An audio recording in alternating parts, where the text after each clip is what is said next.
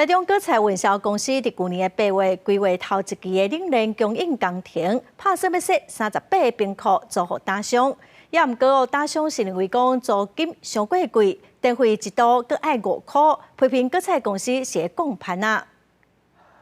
百外个台中果菜公司的反对代表 Q 布条去到市政府大声表达因的诉求，因为受起果菜市场公司新设的38卡冰厨，租金比其他的县市还阁较悬，和因的营业成本嘛对咧求悬。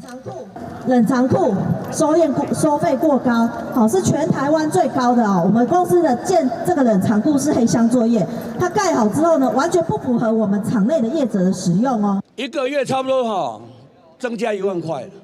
电费差不多像现在巅峰时期，有的自家的冰库现在是4块钱就要7000了，它5块呢。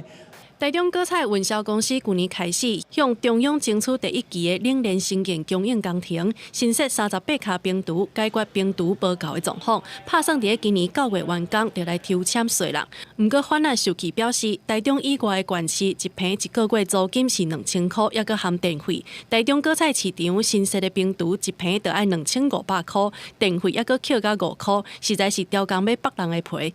使用者付费这样的概念逐渐的成型。那另外呢，我们也希望透过店家自己去负担电费，他会更爱惜这个设备。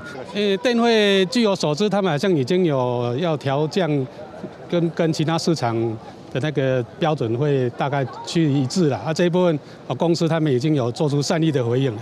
另外，反嘛表示，果菜运销公司停车费上过悬，一台载菜的车逐个月都要加付5、6000块的成本，实在是吞袂落。市政府农业局表示，会请果菜公司检讨收费计算的标准，而且参考各县市大卖定出租金的标准。预计1礼拜以内，请双方进行协调。记者综合报道。